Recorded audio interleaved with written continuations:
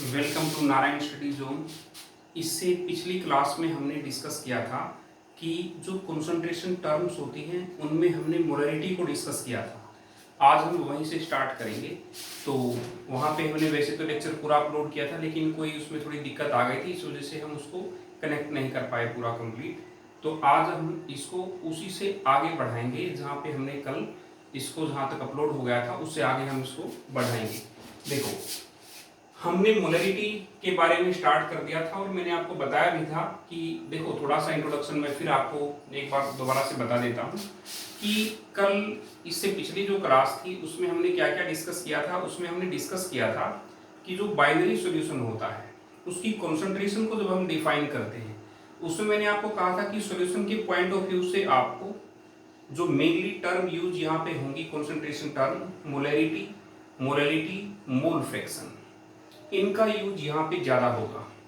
हालांकि यहाँ पे ppm पार्ट्स पर मिलियन, इसके अलावा कुछ और टर्म भी यहाँ पे यूज होंगी, लेकिन ये इनका रोल यहाँ पे ज़्यादा रहेगा। दूसरा, मैंने आपको बताया था कि मोलरिटी जो है वो टेम्परेचर के ऊपर डिपेंड करती है। क्यों? क्योंकि जो वॉल्यूम है वो टेम्परेचर के चेंज होने के साथ साथ उसमें चेंज आना शुरू हो जाता है, इसीलिए मोलरिटी की वैल्यू जो है वो टेम्परेचर में चेंज आने से उसकी वैल्यू चेंज हो जाती है। अब हमें एक ऐसी टर्म चाहिए जो टेम्परेचर के चेंज होने के बावजूद भी उसकी वैल्यू चेंज ना हो। तो अब देखो, हमें प्रॉब्लम कहाँ पे थी? वॉल्यूम वाले पार्ट में। तो हम इसी को फिर शिफ्ट करेंगे, इस कमी को दूर करेगा मोलैलिटी। जैसे मैं यहाँ पे मोलैलिटी यहाँ पे लिख रहा हूँ, मोलैलिटी, इसको हम स्मॉल m से डिनोट करते हैं, ये ध्यान रखना। देखो, न्यूमरेटर पार्ट की वजह से हमें कोई प्रॉब्लम नहीं थी, तो हम उसको एज इट इज लिखेंगे। तो हमें प्रॉब्लम थी डिनोमिनेटर पार्ट में, तो उसमें हम थोड़ा सा स्लाइड चेंज कर देंगे। देखो, number of moles of solute, number of moles of solute upon, अब देखो यहाँ पे वॉल्यूम की जगह हम मास हम कंसीडर करेंगे, और मास ऐसा होता है कि अगर उसमें टेम्परेचर में आप चेंज करते हैं तब भी कोई चेंज नहीं आता। Mass of solvent in kg. देखो, molality does not depend on temperature, ठीक है, यही इसकी एडवांटेज होती है। Molality does not depend on temperature, ये टेम्परेचर के ऊपर डिपेंड नहीं करेगी, तो इसकी वैल्यू टेम्परेचर के चेंज होने के साथ चेंज नहीं होगी। मोलैलिटी जो होती है वो टेम्परेचर इंडिपेंडेंट होती है। मोलैलिटी जो होती है वो टेम्परेचर के ऊपर डिपेंड करती है, मींस मोलैलिटी टेम्परेचर डिपेंडेंट होती है। और मोलैलिटी जो स्मॉल m से जिसको हम डिनोट करते हैं वो टेम्परेचर इंडिपेंडेंट होती है, मतलब वो टेम्परेचर के ऊपर डिपेंड नहीं करती। यही मोलैलिटी की एडवांटेज होती है एज कंपेयर टू मोलैलिटी। अब देखो, एक टर्म और भी होती है, मोल फ्रैक्शन। पहले मैं इन तीनों टर्म को यहाँ पे डिस्कस करूंगा, उसके बाद मैं आपको इनके न्यूमेरिकल एक दो हम थोड़ा प्रैक्टिस करेंगे, उसके बाद फिर हम आगे चलेंगे। एक जो थर्ड टर्म है वो होती है आपकी मोल फ्रैक्शन। मोल फ्रैक्शन,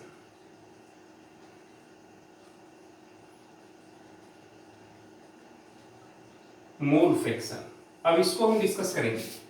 देखो, मोल फ्रैक्शन को जनरली हम x से डिनोट कर देते हैं। आप सपोज करो A आपने सोल्यूट लिया, इसको आप सोल्यूट मान लेते हैं। B आपने यहाँ पे सोलवेंट, इसको कंसीडर किया, क्योंकि आपको देखो मैंने पिछली क्लास में बताया था कि सोल्यूट जो है जो कम अमाउंट में होगा उसको हम सोल्यूट बोलेंगे, जो ज्यादा अमाउंट में होगा वो सोलवेंट होगा। और हम बाइनरी सॉल्यूशन ही स्टडी करते हैं 12th क्लास में। तो देखो, पहले इसके नंबर ऑफ मोल निकाल लो और इसके भी नंबर ऑफ मोल निकाल लो आप। तो इसके नंबर ऑफ मोल को हम यहाँ पे डिनोट करेंगे, number of moles of A is equal to Na। देखो, इसके सब्स्क्रिप्ट में लिख देता हूं मैं, तो ये n के सब्स्क्रिप्ट में मैंने यहाँ पे A लिखा, तो ये क्या शो करेगा? Number of moles of A। अब ऐसे ही number of moles of B, ये आपका आ गया NB, इसको हम ऐसे लिख देंगे। अब हम लिखेंगे मोल फ्रैक्शन ऑफ A, ठीक है, मोल फ्रैक्शन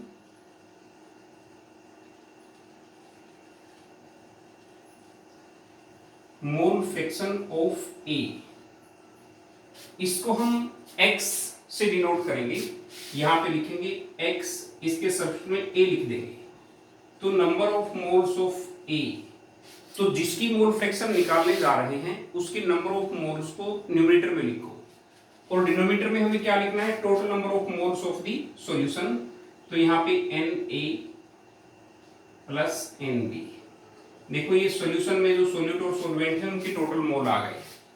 तो अब हम लिखेंगे मोल fraction of B mean solvent, तो उसको हम डिनोट करेंगे XB से। तो देखो हमें नंबर मोल फ्रैक्शन निकालनी है सॉल्वेंट की, तो number of moles of solvent हम लिखेंगे न्यूमरेटर में upon number of moles of A plus number of moles of B, तो इसको हम ऐसे मेंशन करेंगे। ये आपको मेरे ख्याल से देखो एक्चुअली ये 11th क्लास की फर्स्ट यूनिट में ही आ जाता है, तो कुछ बच्चे लेकिन उसको भूल जाते हैं या फिर इसको प्रॉपर अच्छे से नहीं कर पाते, तो मैंने इसको दोबारा से रिपीट कर दिया है। अब देखो, अब मैं देखो इसको इरेज कर देता हूं, तो इसको हम थोड़ा यहाँ पे यूज करेंगे।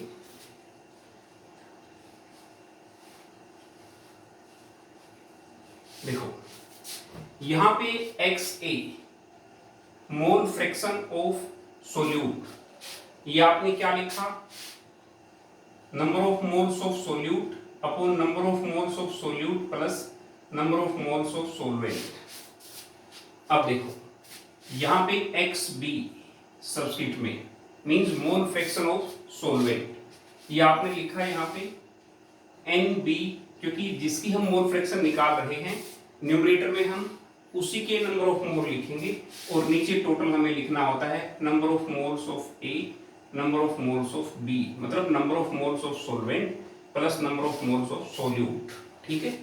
अब देखो ये सोल्यूट की मोल फ्रैक्शन है और ये सॉल्वेंट की मोल फ्रैक्शन है, ये सोल्यूट की मोल फ्रैक्शन, ये सॉल्वेंट की। अब इन दोनों को हम ऐड करेंगे, XA प्लस XB, इसका मीनिंग क्या हो जाएगा, Na upon Na plus NB plus NB upon Na plus NB। देखो इसका आप एलसीएम लेंगे यहाँ पे Na प्लस NB, तो ये आपका यहाँ पे Na प्लस NB, तो ये देखो 1 आ गया। इसका मतलब होता है जब आप किसी सॉल्यूशन के कंपोनेंट की मोल फ्रैक्शन को आपस में ऐड करेंगे तो वो हमेशा 1 आएगा, ठीक है। यहाँ तो हम बाइनरी सॉल्यूशन लेके चले हैं, आप टर्नरी सॉल्यूशन लेंगे तब भी 1 ही आएगा, सभी की मोल फ्रैक्शन निकालेंगे, या फिर क्वाटरनरी सॉल्यूशन लेंगे तब भी 1 ही आएगा, लेकिन हम बाइनरी सॉल्यूशन पे ही फोकस करेंगे। तो यहाँ पे देखो हमारा रिजल्ट आ गया XA plus XB is equal to 1। ये इक्वेशन आपको ध्यान रखनी है, mole fraction of solute plus mole fraction of solvent is equal to 1। अब देखो अगर बाइनरी सॉल्यूशन हमारे पास है और उनमें से हमें सोल्यूट की मोल फ्रैक्शन पता है, तो सॉल्वेंट की मोल फ्रैक्शन ऑटोमेटिकली आ जाएगी। देखो अगर हमें मोल फ्रैक्शन सोल्यूट की पता है तो दिस इंप्लाइज XB क्या होगा, 1 माइनस XA, ऐसे XB की मोल फ्रैक्शन आ जाएगी। अगर आपको XB की वैल्यू मींस XB सॉल्वेंट की मोल फ्रैक्शन पहले से पता है तो आपको निकालनी है XA की मोल फ्रैक्शन, तो 1 माइनस XB, तो आप ये इक्वेशन यूज कर लेंगे, ठीक है। तो ये मोल फ्रैक्शन को हम इस तरीके से डिफाइन कर सकते हैं। तो देखो यहाँ पे मैंने आपको mainly molarity, molarity, mole fraction in तीन को ही ज्यादा डिस्कस किया है।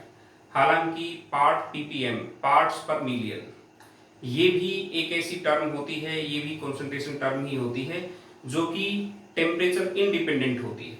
Percentage by mass percentage by volume, ये भी टेम्परेचर इंडिपेंडेंट होती है। मोलरिटी मेनली टेम्परेचर डिपेंडेंट होती है, लेकिन यहाँ पे आपका जो बोर्ड में क्वेश्चन पूछा जाता है वो मोलरिटी और मोलरिटी से ही पूछा जाता है। और एडवांटेज ऑफ मोलरिटी और मोलरिटी क्यों होती है? क्योंकि मोलरिटी टेम्परेचर डिपेंडेंट नहीं होती, मोलरिटी टेम्परेचर डिपेंडेंट होती है। ये आपको इस तरीके से डिस्कस करना है। तो यहाँ तक हम कर चुके हैं। अब एक न्यूमेरिकल हम डिस्कस करेंगे और न्यूमेरिकल डिस्कस करने के बाद फिर हम आगे चलेंगे, ठीक है। अब देखो, ये टर्म मैंने यहाँ पे डिस्कस कर दी है।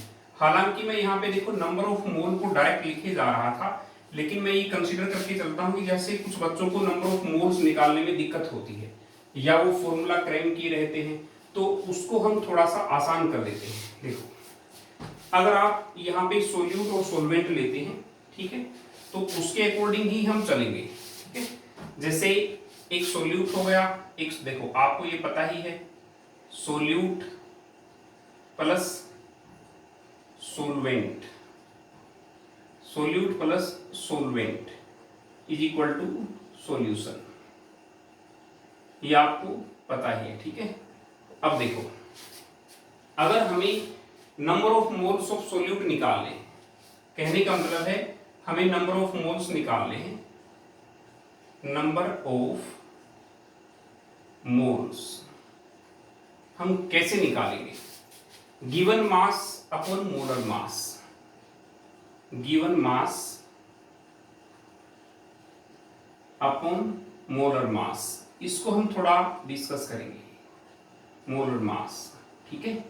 अब देखो, क्योंकि हम नंबर ऑफ मोल, आपने देखा होगा ये टर्म आपकी मोलरिटी के अंदर भी यूज हुई, मोलरिटी के अंदर भी यूज हुई, और मोल फ्रैक्शन में तो हर जगह आपको नंबर ऑफ मोल्स निकालने ही होते हैं। तो इसीलिए हमें ये कंसेप्ट थोड़ा अच्छे से सीख लेना है, ठीक है। जैसे हम एक एग्जांपल लेंगे, जैसे 5 ग्राम सोडियम हाइड्रोक्साइड आप ले सकते हो, इसमें आपको नंबर ऑफ मोल निकालने हैं, ठीक है। तो देखो, गिवन मास की जगह हम लिखेंगे यहां पे 5 ग्राम अपॉन, और देखो मोलर मास की जगह हम लिखेंगे सोडियम का एटॉमिक मास कितना होता है 23, ऑक्सीजन का कितना होता है 16, और हाइड्रोजन का क्या होता है यहाँ पे 1, तो ये हो गया 40। अब देखो यहां पे थोड़ा सा आपको ध्यान रखना है, जब किसी फॉर्मूले को आप उसके मोलर मास में कन्वर्ट करेंगे तो उसको ग्राम लिख के पर मोल लिखना होगा, पर मोल हमेशा। जैसे अगर हमें देखो वाटर भी यहाँ पे अगर लिखना पड़ जाए, वाटर देखो यहाँ पे ये 2, हाइड्रोजन यहाँ पे 2 हो गई प्लस 16, इसको भी हम लिखेंगे 18 ग्राम पर मोल। अगर इसको साथ में लिखेंगे तो आपको काफी आसानी रहेगी, तो कन्वर्जन में भी कई बार आपको दिक्कत नहीं आएगी। देखो अब मैं यहाँ पे देखो गिवन मास तो हमने लिखा 5 ग्राम, अब सोडियम हाइड्रोक्साइड का हमने लिखा 40 ग्राम पर मोल।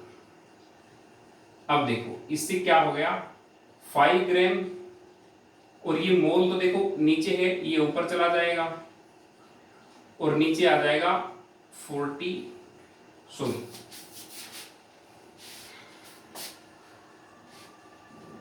ये नीचे आपका आएगा 40 ग्राम। अब देखो ग्राम से ग्राम कैंसिल हो गया आपका, तो ये हो गया 5/40 मोल, मीन्स 1/8 मोल, ठीक है। ये इस तरीके से निकल जाएगा, ठीक है। आपको देखो इतना एक तरीके से नंबर ऑफ मोल निकालने आने चाहिए। तो इस क्लास में आज हम इतना ही डिस्कस करेंगे, फिर सोल्युबिलिटी के बारे में मैं हल्का सा एक आइडिया दे देता हूँ। तो सोल्युबिलिटी के बारे में हम नेक्स्ट क्लास में डिस्कस करेंगे डिटेल से। आज मैं बस इसका ओवरव्यू दे देता हूँ कि सोल्युबिलिटी क्या होती है। सोल्युबिलिटी का मतलब ये होता है, solubility of a substance is its maximum amount, solubility of a substance is its maximum amount that can be dissolved in a specified amount of solvent at a specified temperature। अगर आप किसी specified amount of solvent के अंदर आप specified amount of substance आप उसके अंदर mix कर देते हो और वो उसकी मैक्सिमम अमाउंट मिक्स हो जाती है, उसी को आप सोल्युबिलिटी बोलेंगे। ठीक है, तो इसको हम नेक्स्ट क्लास में डिस्कस करेंगे। तो ये आपको याद रखना है कि सोल्युबिलिटी डिपेंड किसके ऊपर करती है। सोल्युबिलिटी डिपेंड करती है सोल्यूट की नेचर के ऊपर, सॉल्वेंट की नेचर के ऊपर, और ये टेम्परेचर और प्रेशर के ऊपर भी डिपेंड करती है, ये भी आपको ध्यान रखना है। ठीक है, तो कहने का मतलब है आगे हम थोड़ा डिस्कस करेंगे कि सैचुरेटेड सॉल्यूशन क्या होते हैं या फिर नियरली सैचुरेटेड सॉल्यूशन क्या होते हैं, तो उनके बारे में भी आपको डिस्कस करना है। लेकिन एक टर्म मैं थोड़ी सी और एक्सप्लेन कर देता हूं, इसके बारे में ज्यादा डिटेल से हम नेक्स्ट क्लास में डिस्कस करेंगे। एंथैल्पी, एंथैल्पी के बारे में देखो आपको आइडिया होना चाहिए। देखो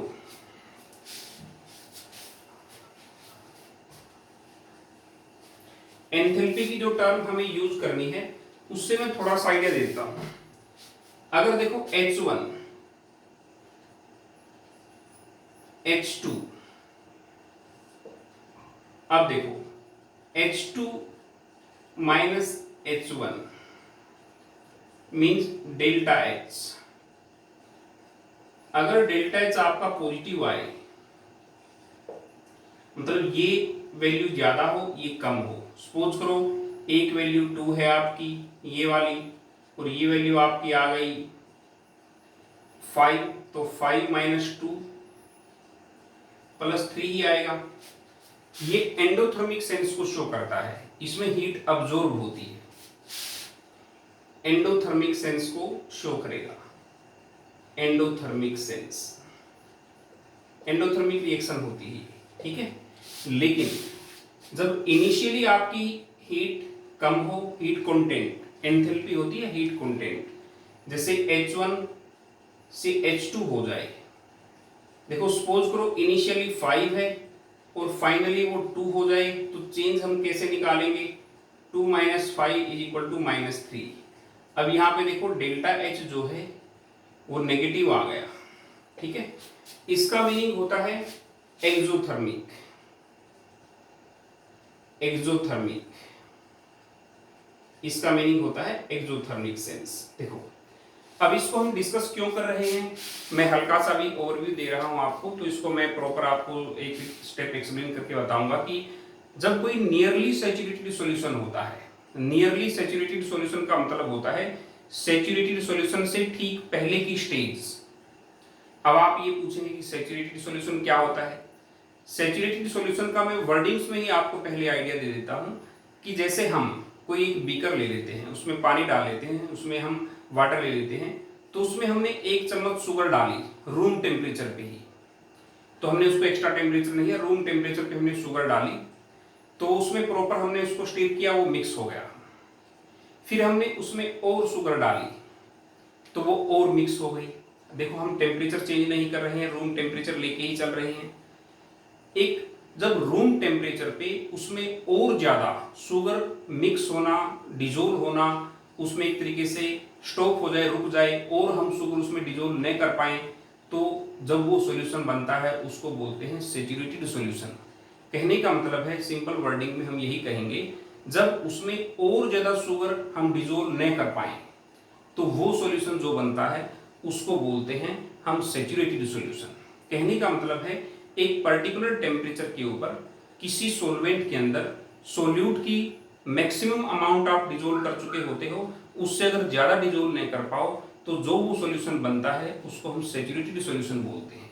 ठीक है, अनसैचुरेटेड सॉल्यूशन वो होता है जैसे हमने एक शुगर का 1 चम्मच हमने उसमें थोड़ा शुगर मिक्स किया, और उसके बाद और भी हम उसके अंदर अगर शुगर मिक्स कर सकते हैं उसी टेम्परेचर के ऊपर, तो उस सॉल्यूशन को बोलेंगे हम अनसैचुरेटेड सॉल्यूशन। सैचुरेटेड सॉल्यूशन में और ज्यादा सोल्यूट मिक्स नहीं किया जा सकता, ये आपको ध्यान रखना है।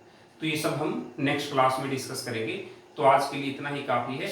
तो फिर मैं आपको 1-2 न्यूमेरिकल भी मोलैलिटी, मोल फ्रैक्शन से रिलेटेड मैं सोल्व करके दिखाऊंगा, उसके बाद हम सोल्युबिलिटी वाले कंसेप्ट पे चलेंगे। ठीक है, आज के लिए इतना ही। Thanks for watching.